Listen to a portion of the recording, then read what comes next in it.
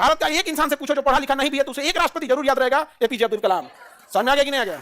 तो काम ऐसा करना चाहिए कि वहाँ पे आज इस इंसान ने ईमानदारी से काम किया, हर जगह इन्हें सताया जाता है। हाजीपुर के ये डीएम है, हाजीपुर में एक सड़क बन रही है NH-19, अभी उसका नंबरिंग चेंज किया गया, हाजीपुर छपरा 4 लेन 70 किलोमीटर।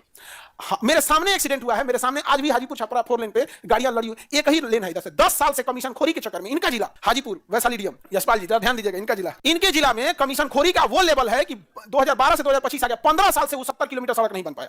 पैसा दो बार खा के खत्म कर दिया सब ठेकेदार से। लेकिन इनका यहाँ पे है, आप हाजीपुर क्रॉस करना, बिहार का सबसे मजबूत पुल में है गांधी सेतु, बन के तैयार हो गया है, लेकिन गाड़ियां डगरेंगी धीरे धीरे। जानते हो क्यों? हर ट्रक से रोक के पैसा लेगा लोग, हर ट्रक से रोक के आम इंसान मरे यहाँ पे, इनके उनमें यहाँ पे। और हमको गुस्सा इस बात का लगा कि एक शिक्षक को ये कह रहे हैं तुम कहां से आ गया, तुम कैसे आ गया, तुम कौन है? जिस राज्य में नौकर बन के आए हैं उस राज्य के हम लोग निवासी हैं, हमारी सेवा के लिए भेजा गया है ऐसे लोग।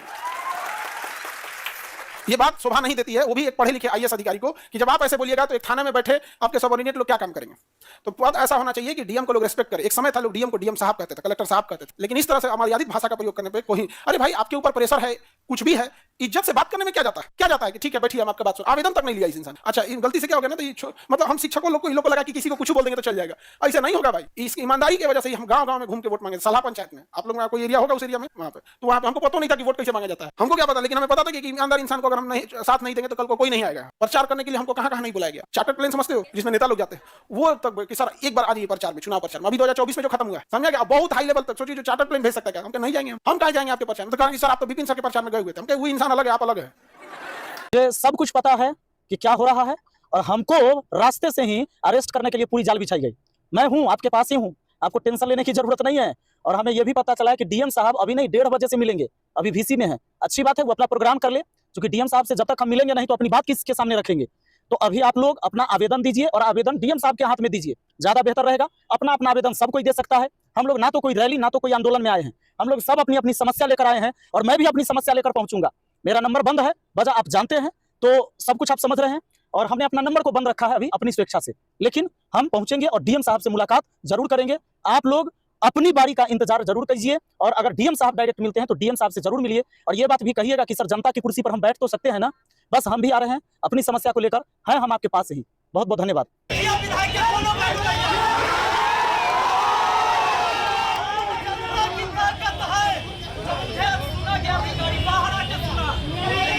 अगर नेता हो तो विपिन सर जैसा हो, वाकई में मानना पड़ेगा। विपिन सर बहुत ही छोटे स्तर से उठे हुए हैं। पहले गांव में पढ़ाते थे, फिर अपने जिले में, और आज पटना में उनका कोचिंग चलता है। वो सलहा पंचायत के मुखिया हैं, जिन्हें ईमानदारी की कीमत चुकानी पड़ रही है। इतना भ्रष्टाचार भर गया है कि क्या बताया जाए। वैशाली के डीएम जसपाल मीणा, जो इतना भ्रष्ट अधिकारी है, जो अपने जिले के सीओ से अच्छे बिहेवियर नहीं होने के कारण वहाँ के सीओ भी उनके खिलाफ धरने पे बैठे हुए हैं। ऐसे भ्रष्ट अधिकारियों के लिए विपिन सर जैसा नेता होना बहुत जरूरी है। विपिन सर को मुखिया नहीं बल्कि वैशाली जिले का सांसद होना चाहिए। इस मामले पर खान सर भी विपिन सर के पक्ष में हैं, और हम लोग भी विपिन सर के साथ हैं। विपिन सर, आप भ्रष्ट अधिकारियों के खिलाफ मोर्चा खोलिए, हम लोग आपके साथ खुल के खड़े हैं। आज सलहा पंचायत का विकास का काम रुक गया, इसके दो व्यक्ति सबसे बड़ा कारण, एक हमारे माननीय सांसद चिराग पासवान जी जो इसी लोकसभा क्षेत्र से हैं, सांसद हैं अभी, और दूसरा हमारे वैशाली के डीएम यशपाल मीणा। आपको इस वीडियो में हम बता देंगे, और फिर इनके जो अधिकारी हैं इनका कहना है कि संविधान से यहाँ कोई लेना देना नहीं है, उनकी भी वीडियो हम आपको सुनाएंगे। एक्सपोज देखिए जरा हमारा। अब चूंकि ऐसे अधिकारी बैठे हुए हैं तो मन तो बढ़ेगा इनके जूनियर का भी, और कैसे मन बढ़ा है इन नेता और अधिकारी के। आज की इस वीडियो में आपको हम बताएंगे। सर मैंने लिखा था विपिन कुमार मुखिया, ये मेरा लेटर पैड पर मैंने साइन करके दिया था। मैटर वही है जो सब लोग अब जान चुके हैं इस देश में। पंचायत सरकार भवन बनना था, वहां पर काम शुरू हुआ, सीओ और यहाँ पर वीडियो ये सब जाके जमीन को खाली करवाए, क्योंकि कुछ लोगों ने उसको कब्जा कर रखा था जबरदस्ती। खाली होने के बावजूद जब प्रोसेस कंप्लीट था तब आपने फोन घुमाया एसडीओ सर को, एसडीओ सर गए, सबको वहां से हटा दिए। सारी वीडियो फोटो है हमारे पास। अगर आपने पहले उसको खाली करवाया तो डिसीजन पहले वाला आपका गलत था कि काम रोक दिए, तब वो डिसीजन गलत था।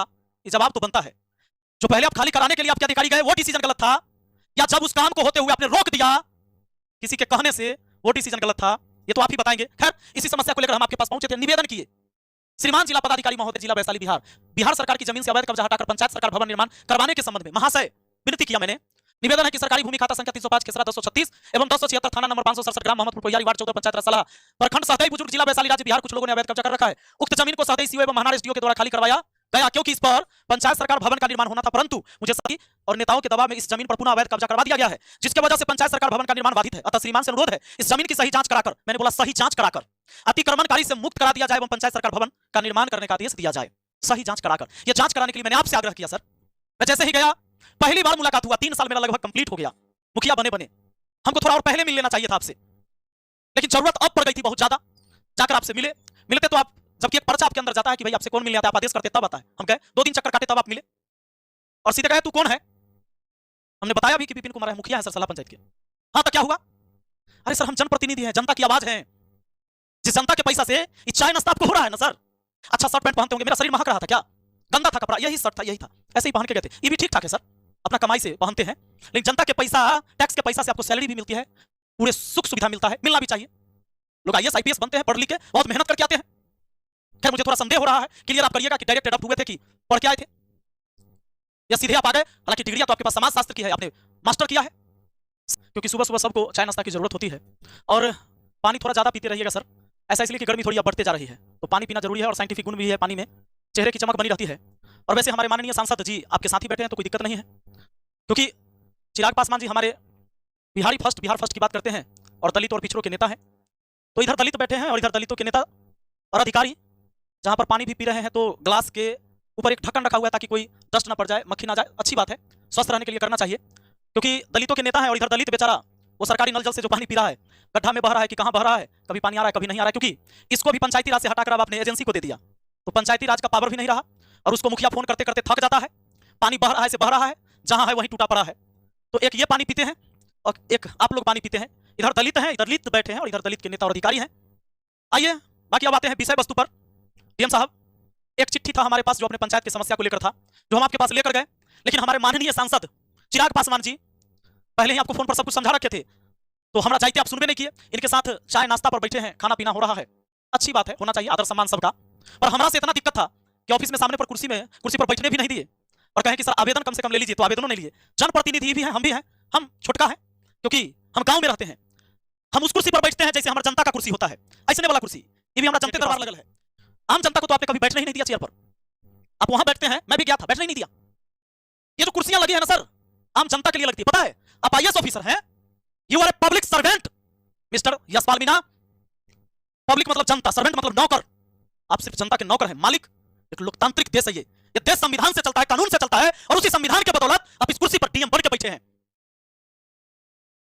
जनता मालिक होता है यहां, लेकिन जनता को आप खड़ा करके रखते हो और बैठ के आप बात करते हो, और ऐसे नहीं, क्योंकि नेता लोग हैं।